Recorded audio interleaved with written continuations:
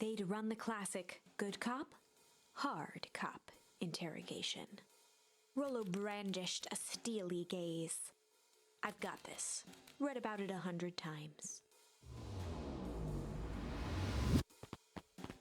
Rollo swaggered past the chair which propped up the slumping Hiram Tolliver. Without even looking at his captive, he began with a long, blustery drawl. Mr. Tolliver remained motionless. Rollo spun around to face him. He'd clearly expected to rouse Mr. Tolliver with his booming voice. Beck and Luca gave each other an unsure glance. Rollo slammed his fist on the table. He grabbed the table lamp and beamed it onto the unconscious face. Mr. Tolliver groaned and slowly lifted his head. He recoiled with a muddled, weary squint. The chair wobbled as he attempted to straighten up. Mr. Tolliver could only make out rough shapes through the glaring light. With a gruff tone, Rollo hoped to both conceal his voice and intimidate.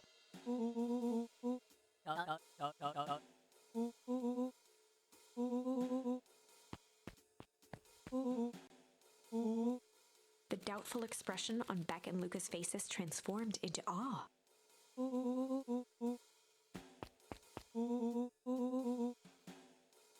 Rollo, hitting his stride, was now channeling every detective trope his memory could recall. He slammed the table again. Mr. Tolliver's voice became desperate. He was nearly in tears.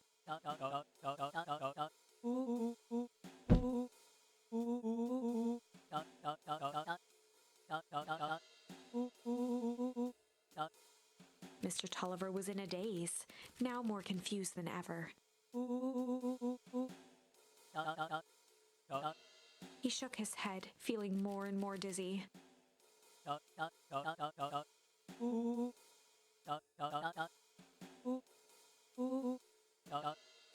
His voice faded to a whisper. With that, Mr. Tolliver passed out cold. Rollo swung around with a repentant grimace.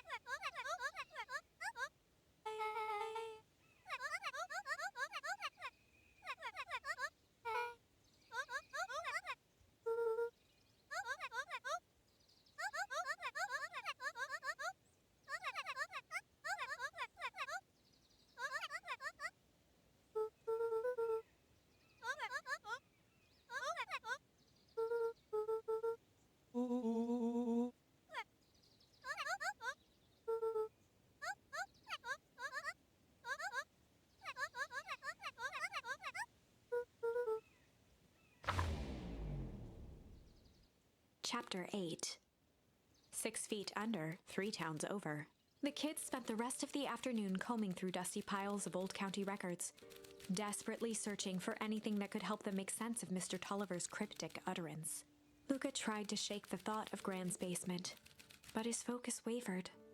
Explosives, messages hidden in jam, dossiers on various town figures, and a corkboard threaded with photos. Gran was the only family he had left. He still couldn't bring himself to believe the worst. But the old map with the symbol of explosives in town square made that difficult. As the sun began to set, the kids were no closer to the truth.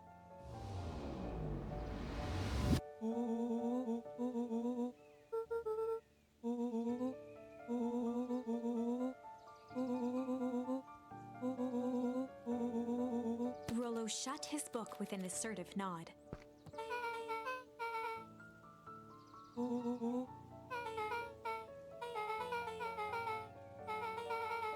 Rollo muttered under his breath.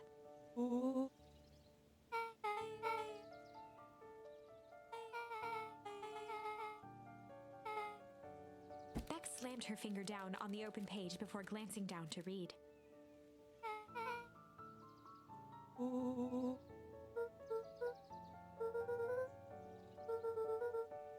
Something tickled the back of Luca's mind.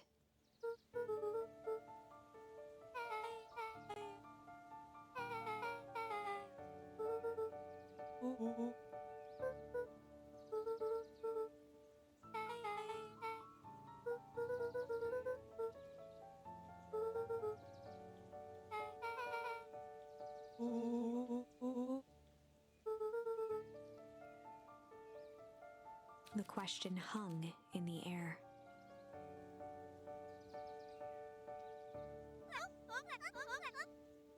Beck rubbed her eyes.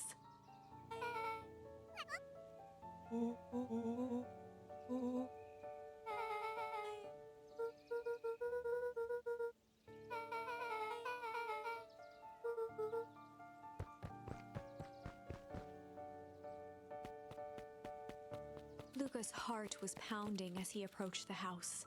If he was lucky, Gran, or whoever it was, hadn't gotten back yet. And of course, there was Mr. Tolliver tied up and unconscious in the basement. Dealing with him would be the first order of business. Luca shook out his arms to calm his nerves before entering.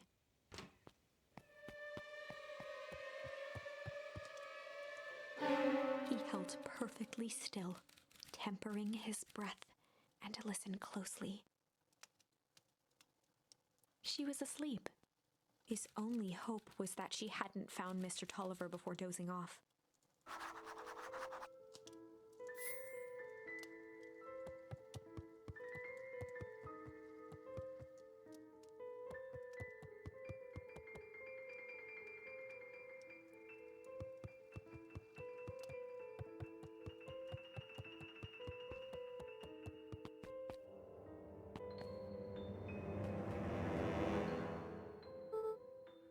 Mr. Tolliver was nowhere to be seen.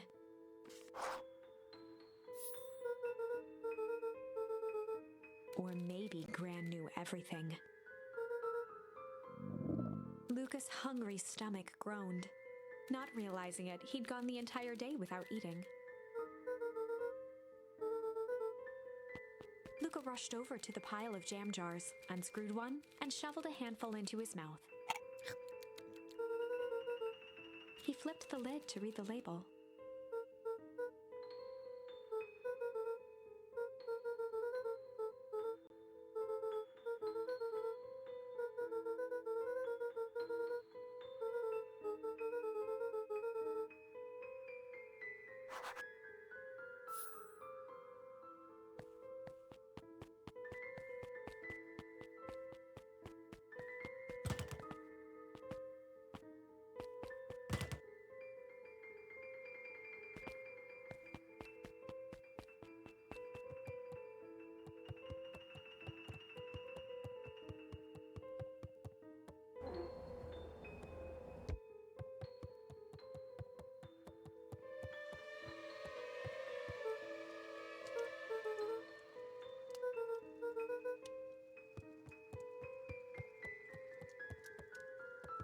As Luca climbed the final stair, the emotion of the day dragged heavily on him.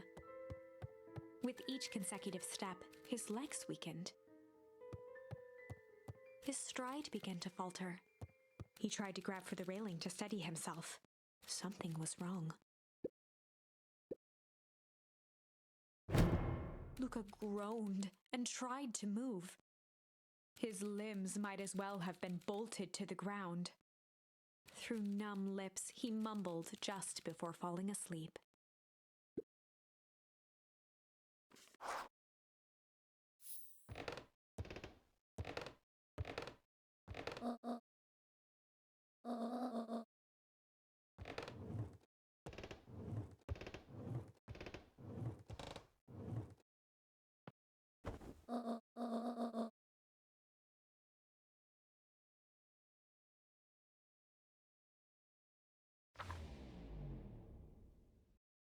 Chapter 9